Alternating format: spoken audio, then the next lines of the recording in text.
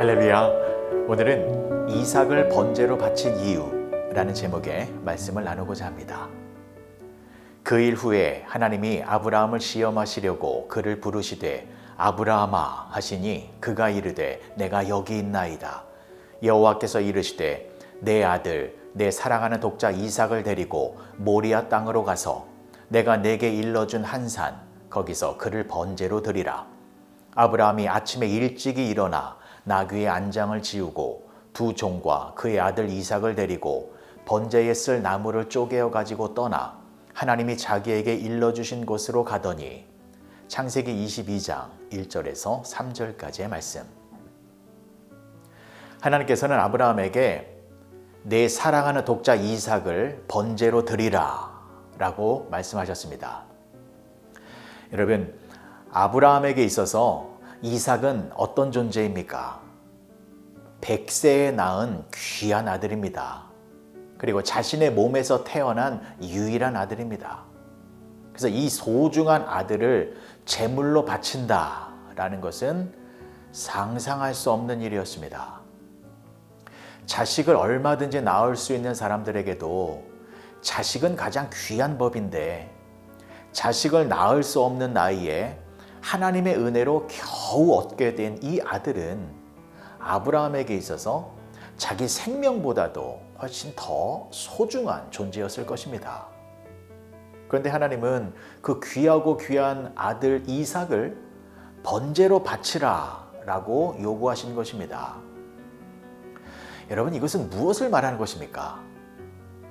이것은 아브라함의 믿음을 확인코자 한 것입니다. 우리가 알고 있는 것처럼 하나님은 이삭을 대신하여 또 다른 제물을 준비해 두셨습니다. 그러니까 하나님은 정말로 이삭을 죽이려고 한 것이 아니었습니다. 다만 아브라함의 마음속에 무엇을 소중하게 여기고 있는지 그것을 확인하려고 한 것이었습니다. 여러분, 이삭은 아브라함이 100살이라는 나이에 얻은 아들입니다. 그러면 아브라함은 이 아들을 이 세상 그 무엇보다 더 사랑하고 귀하게 여겼을 것입니다. 심지어 하나님보다도 이 아들 이삭을 더 사랑하고 있었을 것입니다. 하나님과 함께하는 것보다 이 아들과 함께 밥을 먹고 아들과 함께 사냥을 나가고 아들과 함께 노래를 부르고 아들과 함께 대화를 나누는 것, 그렇게 하나님보다 아들 이삭과 함께하는 것을 더 즐거워했을 것입니다. 그런데 갑자기 하나님께서 그 귀한 아들을 제물로 바치라 라고 말씀하신 것입니다. 무슨 뜻입니까? 아브라함의 마음에 하나님만을 사랑하는 것을 회복시키기 위한 것이었습니다. 여러분, 아브라함은 그 전까지 하나님만을 사랑하는 마음으로 가득했습니다. 그런데 아들이 태어나자 하나님 사랑이 아들 사랑으로 변한 것입니다. 이것은 하나님만을 사랑했던 마음이 세상을 사랑하는 마음으로 변한 것입니다. 사랑하는 성도 여러분, 여러분들에게도 이러한 이삭이 있지는 않으십니까? 하나님을 향한 그 사랑을 빼앗고 있는 여러분들만의 이삭이 있지는 않으십니까? 정말로 원하고 소망하고 고대하던 것이 있었는데 그것이 하나님의 은혜로 열매를 맺게 되면 그 열매의 마음을 빼앗겨 그것을 하나님보다 더 사랑하고 있지는 않으십니까? 만약 그렇다면 여러분들에게도 하나님은 명령하고 계십니다. 내 아들 이삭을 번제로 바치라. 이것은 여러분들이 가장 소중하게 여기는 것을 하나님께 바치라 라는 것이 아닙니다. 여러분들의 마음을 바치라 라는 것입니다. 여러분들의 마음이 다시 하나님만을 가장 소중하게 여기고 하나님만을 가장 사랑하고 하나님 안에서만 참다운 기쁨을 누리는 그러한 거룩한 마음을 회복하라라는 것입니다. 그렇게 하나님에게만 마음을 집중할 때에 하나님께서는 이삭이 주는 기쁨보다 더 큰 은혜와 축복을 베풀어 주시는 것입니다. 아브라함의 모습을 보십시오.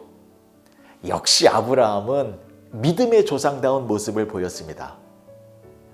하나님께서 아들 이삭을 번제로 바치라 라는 말을 들었을 때에 아마 아브라함은 자신의 모습을 보고 화들짝 놀랐을 것입니다. 하나님을 사랑하는 이 마음이 나도 모르게 아들 이삭에게 집중되고 있는 모습을 보고 정신이 번쩍 들었을 것입니다. 그래서 어떻게 하였습니까? 이삭을 번제로 드리라 라는 명령을 듣자마자 조금도 머뭇거리지 아니하고 이튿날 아침 일찍 이삭을 데리고 하나님이 지시하신 모리아 산으로 갔습니다.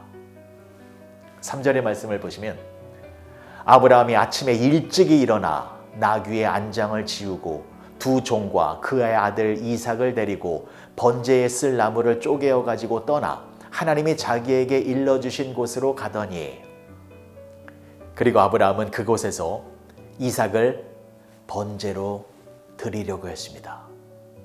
실제로 아들 이삭을 죽이려고 했습니다. 히브리서 11장 17절의 말씀을 보시면 아브라함은 시험을 받을 때에 믿음으로 이삭을 드렸으니 그는 약속들을 받은 자로 돼 그 외아들을 드렸느니라. 아브라함이 이삭을 제물로 드리려고 한 것은 그의 믿음으로 드렸다라는 것입니다.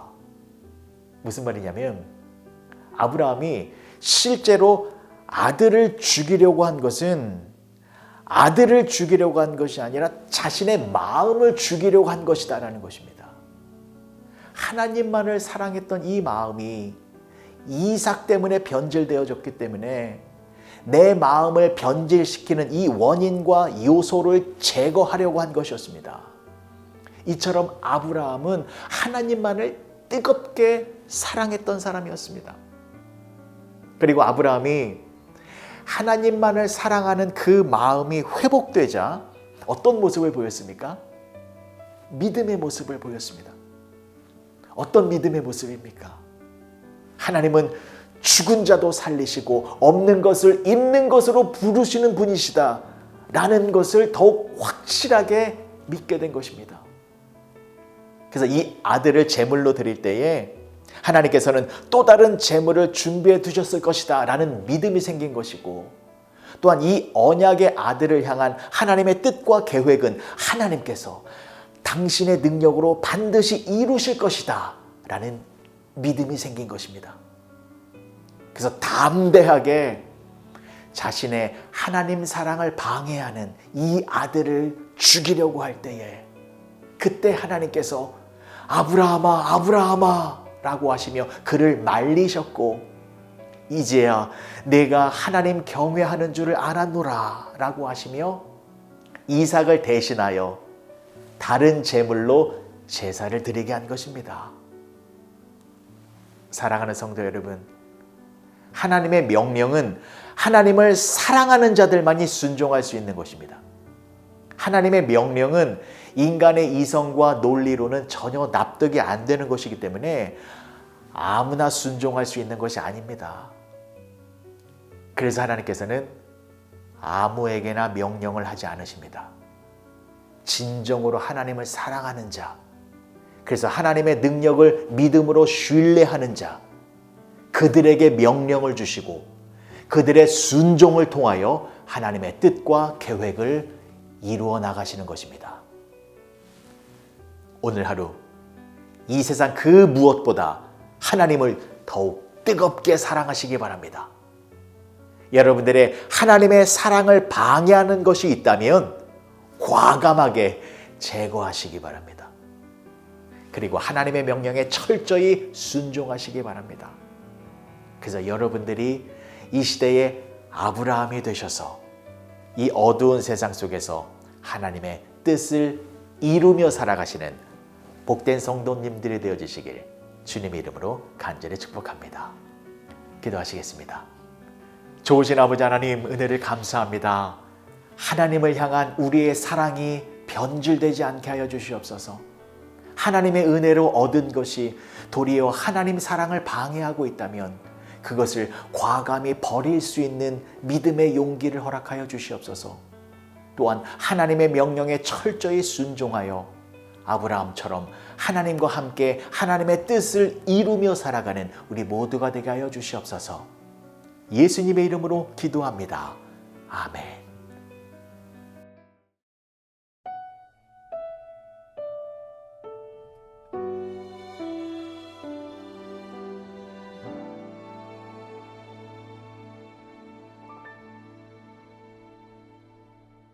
나 무엇과도 주님을 바꾸지 않으리.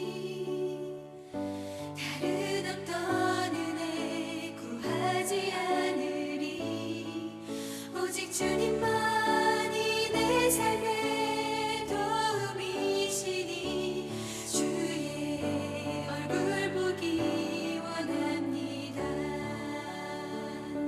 주님 사랑